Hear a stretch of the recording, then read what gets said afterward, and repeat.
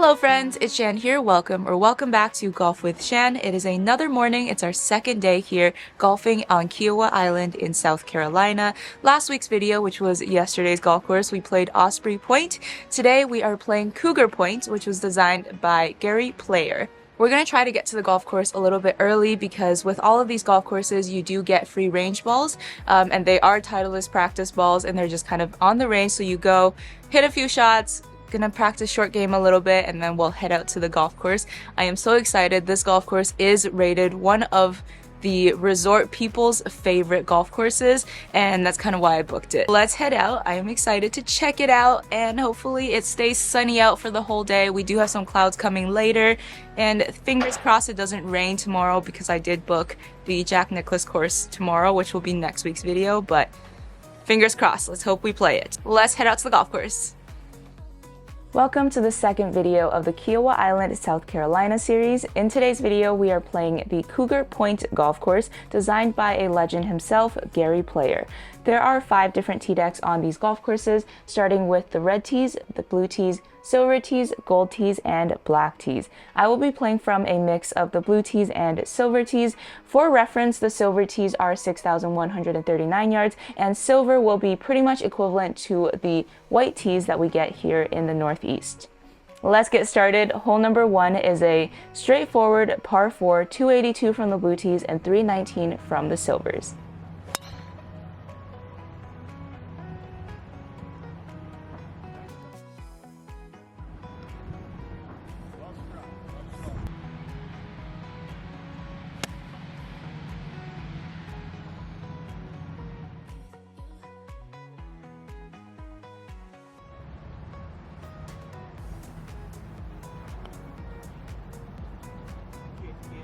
Jar. Good run.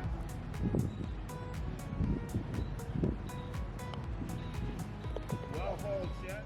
Hole number 2 is a beautiful par 3 over water. I am standing at the silver tees here playing 143 yards.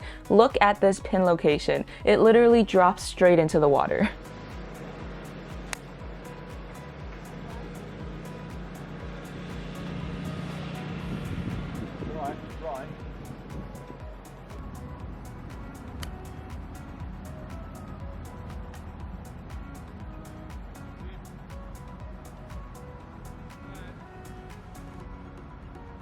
Right.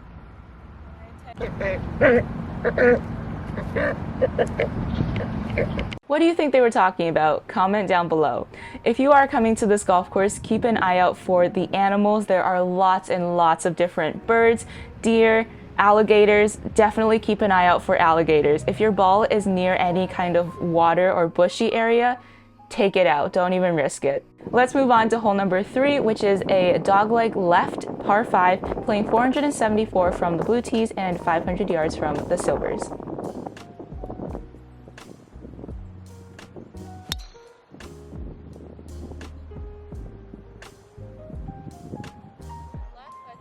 Off the tee, I had enough distance to hit driver, and I would say for a lot of people, you can probably hit driver off the tee. From your second shot here to this par 5, you can see the water hazard that goes all the way up to the green. Where I'm standing, I was just out of reach to hit 3-wood and try to go for it, so instead I had to go up the right side. But if you have enough distance, definitely go for it. It's worth the shot. From my third shot here, you can see the fairway slopes severely towards the water. So ball above your feet, and yes, I do straighten out all of my footage, so what you see is what you'll get.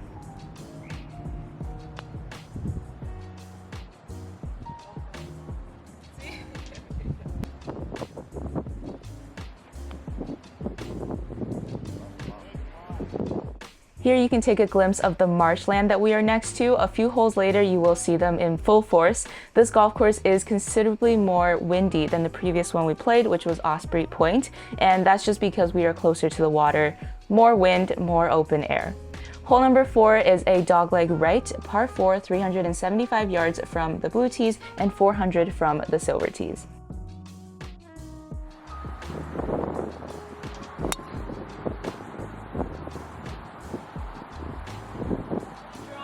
If you are going to take driver on this par 4, you will have to cut the corner just a little bit, but just be careful because there is a water hazard on the right. So try to stay on the left side of the fairway as far up as you can go.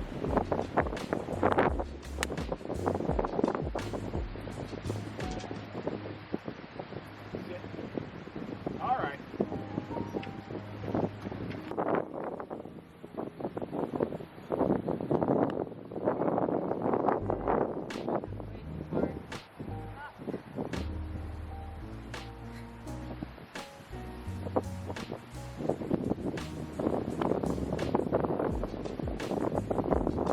You can probably see from the trees in the background, they are blowing in the wind, and that is because we have arrived at the marshland holes.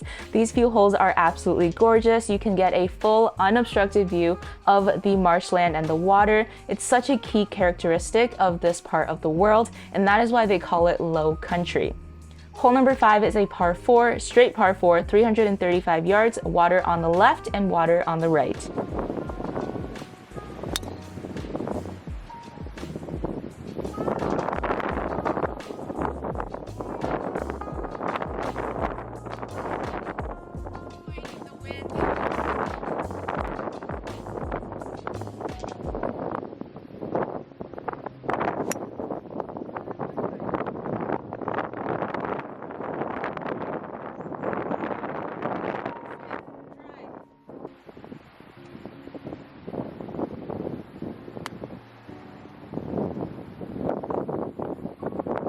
And here you can see the green surrounded by water. My camera is really struggling in the wind here. The wind is going hard right to left, and the hole also turns right to left, and I'm pretty sure the grain of the grass is also headed in that direction. And all of this information just didn't come into my head for some reason, because up in the Northeast we don't have to think about the grain direction of Bermuda grass, the wind direction like this. We're gonna move on. Hole number 6 is again still next to the water, beautiful par 3, 142 yards.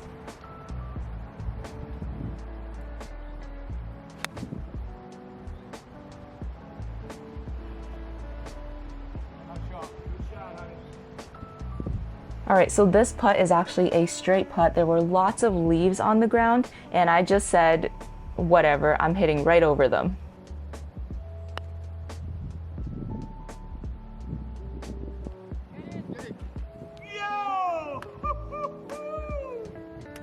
It always feels good to make a long putt after an annoying pin location on the golf course.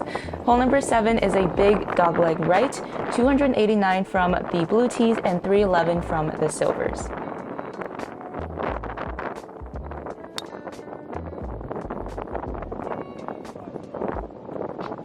And yes, even on these super short holes, I still take a driver, and that is because these resort courses, they don't really have a rough. So the roughs are all mowed down super low so that even if you miss the fairway, you're gonna be just fine in the rough.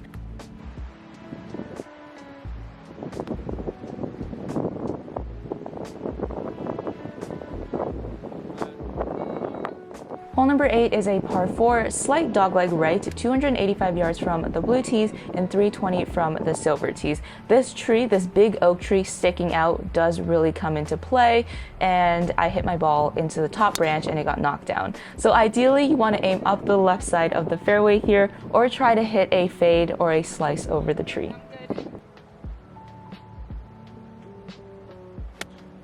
Go. I'm gonna be honest, you guys know my short game is a hit or miss, but you also know I love chipping. And I just wanna say, this bunker shot was one of the best bunker shots I hit in my life because it was further out about 50 yards and the ball was way below my feet.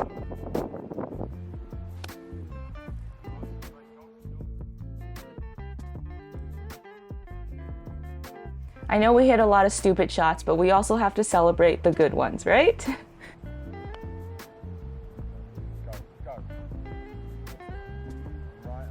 Final hole on the front 9. Hole number 9 is a par 5. I am teeing off from the silver tees here, so it is playing 500 yards. It is deceptive to your mind because visually the fairway looks super narrow and you do have to go over water.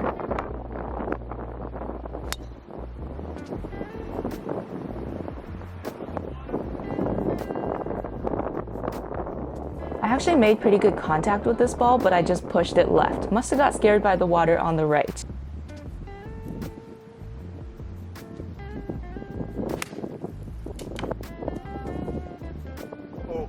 And yes, I was kind of frustrated because my ball hit the branch again and it dropped straight down.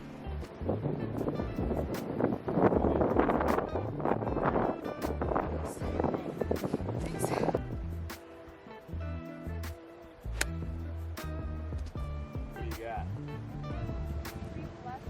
Kick right.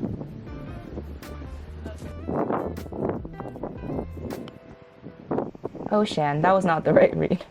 These Bermuda greens throw me for a loop though, because it's different from what we get up north, and I struggle with telling the grain direction. I know the hole, if it's shiny, you're probably going with the grain. If it looks dull, then you're going against it, but it doesn't really register in my brain for some reason. Hole number 10 is a par 4, 348 from the blue tees, 389 from the silver tees, and of course, try to stay away from the right side. There's a massive bunker there, as well as water.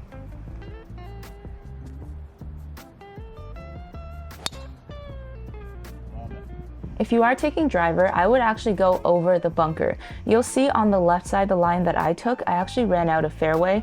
It's not a big deal because again, there's no rough on these golf courses. It's just less nice fairway, basically. But it is nicer to be on the fairway.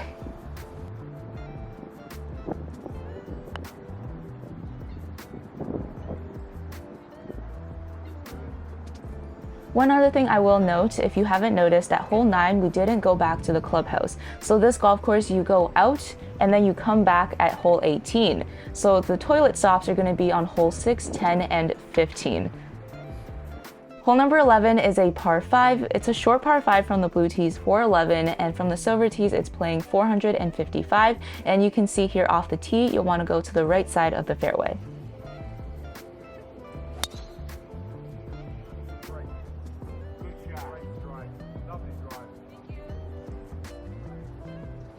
Once the fairway opens up, you can see this is a straight par 5 with lots of bunkers behind the green.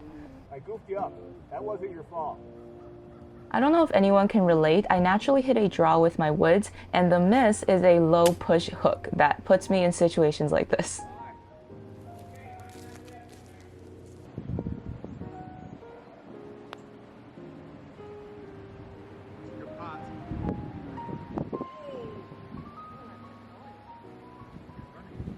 Why did it keep running?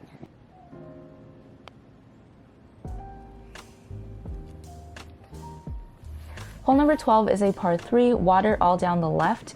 Playing from the silver tees here, it says 190, but it was actually playing probably like 160, 165. Otherwise, I would not have an iron in hand.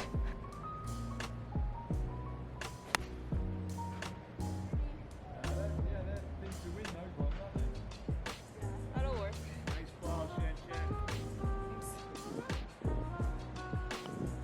I promise you, I barely tapped this putt. I did not hit it that hard. It was just with the grain, very downhill towards the water. I mean, here you can see the hole is also not flat. Hole number 13 is a dry par 4, nothing much to it, 348 yards from the blue tees, 377 from the silvers.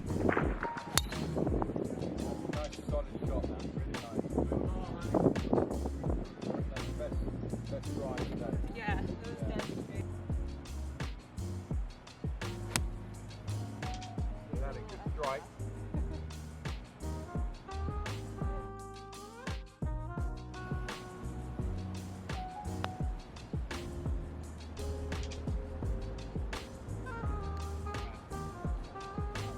Hole number 14 is a par 3, 129 yards from the blue tees, 153 from the silvers. Nothing much to it, just a giant bunker in front of the green.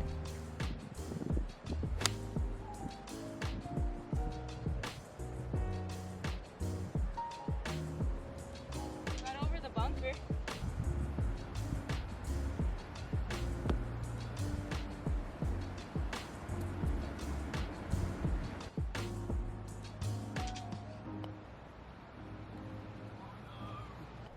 Hole number 15 is an interesting par 5, 477 yards from the blue tees, 496 from the silvers. This water hazard on the left here, there was actually a crane kind of sitting there and scouting out fishes. It's really cool.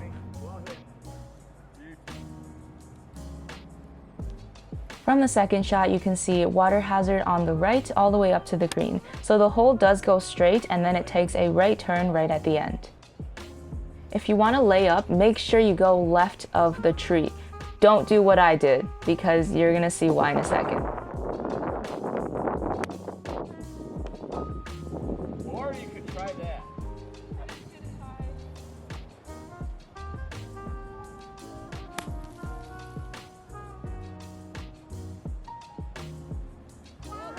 Stayed safe.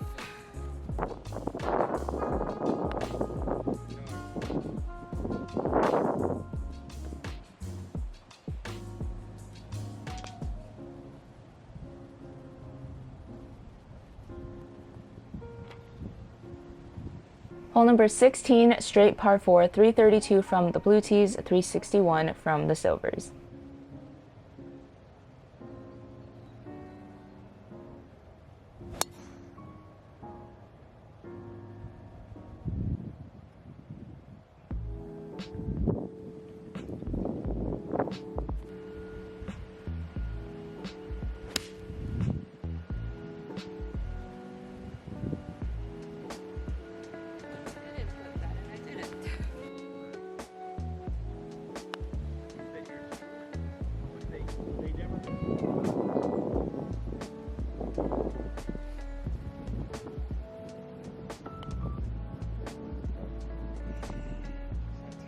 We're almost done here. Hole number 17 is an absolutely gorgeous par 4, 306 yards from the blue tees and 331 from the silvers. It's a short par 4, slight dogleg right, and I have 3-wood in hand trying to go left of the big oak tree.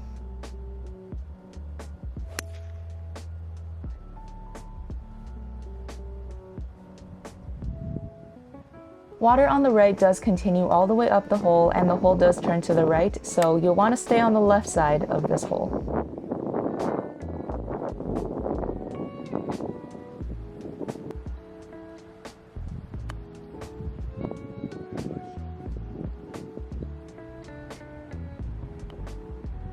Something got in my head on that one hole, because for the first like 12-13 holes, I was making all of these short putts, so I'm not going to overthink it. Hole number 18 is a par 4, 341 yards from the blue tees, 357 from the silvers. Obviously over water and headed straight back to the clubhouse. This is a beautiful tee shot.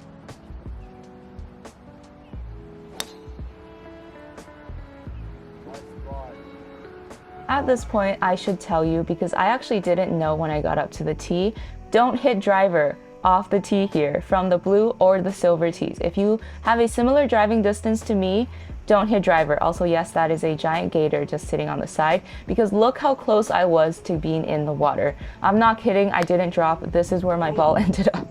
So yes, if you're playing from the blue or silver tees, don't hit driver. If you are gonna hit driver, stay right, but you have a very small landing area.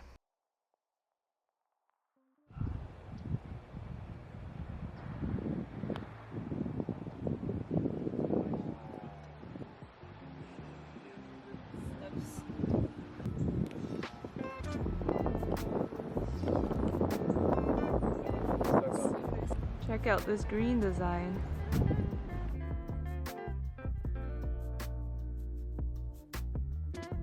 Back from the golf course and just took a shower. I really enjoyed this golf course. I had such a great day. The weather was perfect. It was a little bit windy and cloudy, but still warm enough to enjoy my day out, no rain. I would personally say I like this golf course just a little bit more than Osprey Point.